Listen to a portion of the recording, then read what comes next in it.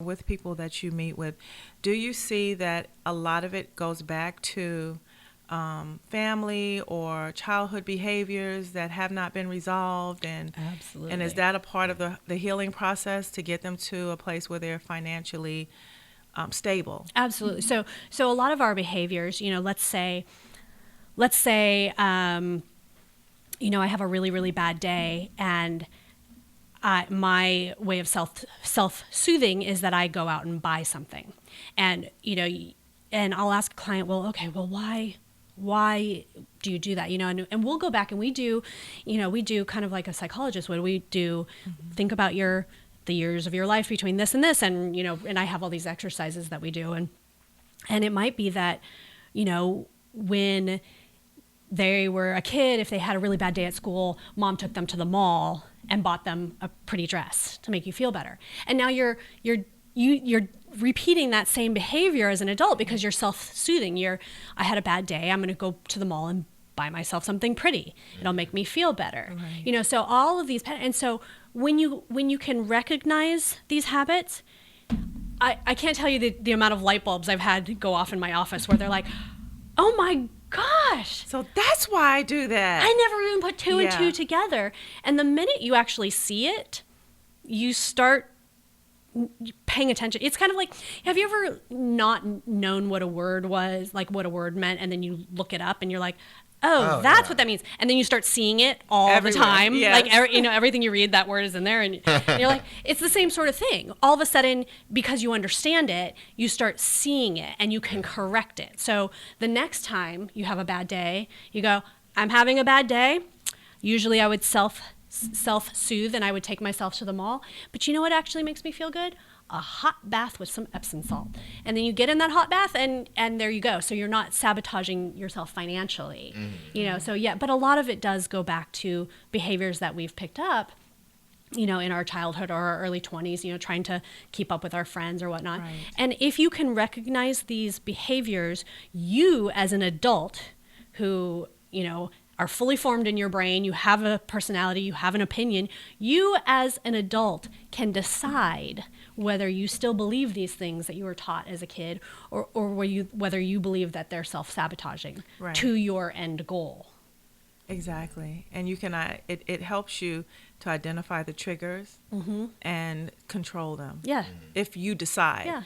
But I think the key word in all of this is your decision. If you decide, you have to want to do Yeah. it. No one can want it more than you, and no one can do the work for you. It has to be you because, like you said, Nathan, when the first time you went and used your credit card again, no one knew you used it. So it's all about your control over your spending, over your life, and over the things that you say you want. And that kind of brings me to another thing I kind of mentioned to you earlier when we were talking about how people self-sabotage themselves. And it's on every level, whether it's with credit cards or even with the amount of money they make. Are you comfortable in your dysfunction? How were you raised? Are you comfortable not having enough because that's the way you were brought up? Or are you comfortable not understanding your money because you weren't taught that you need to understand it? So there's a lot of things that you've mentioned that go on with us when we're children or young adults, that we take that behavior and we carry it into our responsible adult life, and it makes us irresponsible or living in lack. So I think everyone should at least have one session with Ari so that they at least know where they are and can make the decision based on that, what they want to do with this information. It's easy to set resolutions or, to say I'm going to do X, Y, and Z when it's arbitrary. Right. When it's just like, I want to save $1,200, in 2016. I can say that easy enough, right? Right. But if you don't know what your money situation is, you don't know how much you're bringing in versus how much is going out every month. Right. It's so easy to get to the end of the year and be like, oh, I didn't do meet my it. resolution. Yeah. That didn't even happen. But So, if you come in and you come to see me, one of the first things we're going to do is we're going to take a look at the picture. We're going to look at the black and white so that you can say, oh my gosh, I can see, oh, I spent $2,000 last month in food. What? And the next time you go out to dinner, you're going to be like, nope, never mind, not going, So you really have to, if you want to make a change, you really have to look at the fine details as opposed to making a broad statement of, I'm going to save $1,200. Well, how are you going to do that? And why do you want to? Exactly. That's the biggest question is, if you tell me because I should, I might shake you. Not gonna happen, right? But because I should. Your why has to be bigger than that. Because I should not be eating sugar. Right. I should be going to the gym. There's a lot of things I should be doing, but unless you can unless there's a real authentic reason why, if your life is going to change, if your life is going to get better, you are likely to do something. So if you say, I want to save $1,200 this year, and I say, well, why? And you say, I should. I'm going to say, well, why should you? And how will your life be different if you had that $1,200? And you might say to me, well, I'm constantly worried about what I'm going to do if my car breaks down. And every day on my drive to work, I, drive with white knuckles, just hoping I get from point A to point B. Right. But if I had $1,200, I know that if my car broke down, I'd be fine. And I would just go, either to the mechanic and be okay, or, and that's a big, when you can see that, oh my gosh, by saving $1,200, I'm going to relieve some stress. I'm going to be a little bit more peaceful. I'm going to be a much happier person. That's a much bigger reason and a much more, you're going to be much more driven to get to that $1,200 as opposed to, well, I should because I heard it on the radio, or I should because I heard some finance person telling me I should have a 6-month emergency fund. Right. So why do you need a 6-month emergency fund? And, and it might not be for you. It might not be 6 months. We want to know why. You have to have a why behind everything you do. And it has to be a why that makes your life different. Right. It has to be a why that you are invested in. I love this, and I have to share a little story. I'm going to be really transparent here. Okay. So my therapist, I recently asked her, and this, I've been seeing her for a while, and I recently asked her, because this conversation is just, everything is paralleling to my therapy right now. Right. Or just in the past and now. But I asked her recently, such an inappropriate question, but I was like, it's me, so I had to ask. So I was like, how fast is my progression compared to your other clients? I just had to ask her that. I have clients that ask the same thing too. So, yeah. I just had to ask. And she laughed, and she was like, well, obviously, I can't really tell you, the details of everything. She's like, but the thing that is different about you and with other clients that I do have, she said, but you have had this quality when you came in of you knew the reason you were coming to see me, and you knew what the end goal was. And she was like, so it was overnight for you in the beginning, and then of course as you get better at everything, it tends to I'm sure steady out, slow down a little bit. Not slow down, I feel like it's not a good way of putting it, but steady. As you unpack things, it starts to more have a steadier course of progression. But I mean, if I had gone for and that was the other thing, is that anytime I say I should, I get in trouble with my therapist because it's always, well, why? Why should you? Yeah. What's the benefit? Yeah. And so this all makes total sense to me, and I just had to share that ridiculous story. No, but it's true. You do have to have a why. Yeah. That keeps you going. Going to keep you going, keep you motivated. You really do. Now, because we started off, people make these for New Year's, I'm going to make this resolution that I'm not going to, or I am going to. And it's so obscure, and it's painted with this huge brush, and we go and we do these parties, these goal setting parties, and there's no meat underneath it. I'm going to save $5,000 this year. How? When? Why? how many months is it going to actually take you to do that? Do you have the funds available to do that? What is your plan? Yeah. And that's when it starts to fall apart. So you can make all these, New Year's resolutions and goal setting and put your board together and all of that. But if there are no concrete steps to identify how you're going to get there, and there are no concrete steps into resolving why you weren't there last year, it's more than likely not going to happen. It'll just be another empty resolution that you made that you're going to feel bad about at the end of the year. Mm-hmm.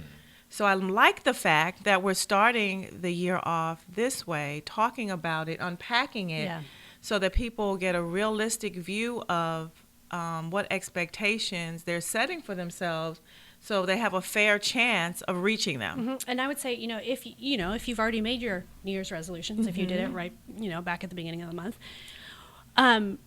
write them down and ask that question. Why? Ask, why did I make this resolution? Yes. How will my life be better because of this resolution? What is the bigger picture? Where does this get me? So for example, going back to, I want to save $1,200, and you say, why? Because, I don't want to feel that panic every time, something goes wrong, or I don't want to feel that panic of my parent is sick and I won't be able to go home. So, and what is the bigger picture? The bigger picture is you are working towards a more happy, peaceful life. And isn't that why we're all here? We're all here because we want to be happy, peaceful human beings and have a good quality of life. Right. So if I think to myself, okay, I want to save that $1,200. I know why. I can see the big picture and I'm very emotionally connected to it. Then I can back into the steps. Okay, how do I get to that $1,200? Okay, that means that, let's say I want to get to that $1,200 by December, so that by December I'm feeling good. My car, I won't have to stress about my car. I won't have to stress if my family gets sick. How do I back into that? That's $100 a month. It's the beginning of the year. I can do $100 a month. Okay, how do I back into that $100 a month? Is that meaning I take it from going out to eat 4 times a month to 2? That's not super hard. Right. Do I, drop my cable from 175 channels to the 125 package? That's not hard to do. When you break it down into small steps, it's not hard to do. Right. However, if you are just trying to save $1,200 and you're trying to do it 400 here, 400 there, it's a much bigger task. Right. It's like running a marathon. You don't make a New Year's resolution saying, in 2016, I'm going to run the Los Angeles Marathon. And you don't, on January 5th, you don't pull out your running shoes and try to run from downtown to Santa Monica. You just don't do that. Right. What do? You say, okay, 2016, I'm going to run the marathon. I'm going to start by running to the end of my block this week. Right. Then maybe next week I'll run 2 blocks. And, if I tried to run the marathon, I'd probably die. So you start with baby steps. You see the end picture, and you have to know why you're running this marathon. Right. Why are you running the marathon? Maybe because you're supporting a cause, for a family member, and you want a cure for cancer. Right. So you find out why you're doing the big picture goal, and you back into it into small steps. Right. I like and that. it might be, and you know what? And if you fall off the wagon, get back right up. If you get sick and you didn't, if you're training for the marathon and you get sick for 2 weeks and you don't run, you don't just say, oh, well, guess what? I'm just not going to run the marathon. Oh, well. What you do is you go, okay, I was really sick. I might, maybe I'd gotten up to 10 miles and you might not be able to do that. You might have to go back to 5 and start working your way back up. It's the same with saving. Let's say you decide, you're going to save $100 a month, and you do it the first month, and then the second month you don't at all. You don't just say, okay, well, that's it, my goal's over. You just say, okay, what can I learn? Like, what did I do? What didn't I do? And I might have to start again, start fresh, Right. Yeah. And there's no problem with having to start again. People beat themselves up about it and quit when you should just keep going. Yeah. So I would say today, to summarize, if you are setting goals, make sure that you have a why. And, you may have to solicit help in getting to those goals. Everyone needs a coach in something or in everything. So why not have a money coach. I always say seek out somebody who's Seek smarter out than someone. you. Exactly. If and you, have them guide you. You know, you would never, you would, if you want to learn something, seek out somebody who's smarter than That's you right. and learn from them. There's nothing wrong with that. That's what businesses It's do all the time. They okay. bring in Do a it all. consultant They bring in a who's smarter than them. Exactly. Because if they want to grow their business, they know that they have to bring in somebody at the higher level. That's right. And that's what we need to do as people. You bring in somebody who is more knowledgeable in a certain area, then you absorb their knowledge. Maybe you surpass them and you go That's on to right. somebody else, So there's nothing wrong with seeking out advice and help. So, Ari, I want you to give us your contact information so that everyone will know how they can reach you, because this is important. Absolutely. So the best way to get information from me is to go to my website, which is www.themoneystylist.com. And while you're there, you can either send me an email or you can sign up for my newsletter, where I send out monthly how-tos and emotional challenges and to keep you guys on track and to really go deep and see if you are self-sabotaging. So there's a lot of free information on my website. But if you are feeling that you need an extra helping hand, feel free to sign up for a consultation, and we'll discuss. We'll see if we're the right fit. Exactly.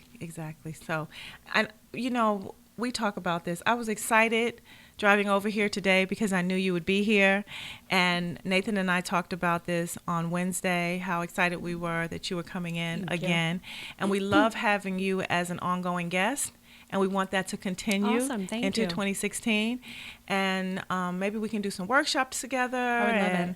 Yeah, I think that would be great, because people need to, I think, come out of their home and sit down in front and support each other in our quest to be better about our money. That's why there's mommy groups and all kinds of support groups, because if you try to do it all, on your own, you're not supported. So join the groups, go to a seminar, have a coach, so that you're supported in your goals and that you can actually get there faster. Exactly. So we're going to do more this year. We're going to do it better. And we're going to have a coach to help us. Yes. So, Ari Gold, I want to thank you, our money stylist, for coming in again and gracing us with your knowledge. It's always a pleasure, and I look forward to you coming back again. Thank you. This is Miss Charlene, and this is Lunch with the Finance Bunch. And I'm so happy everyone was able to join us today. Thank you. Thank you, Nathan. Thank you, Ari. Thank you.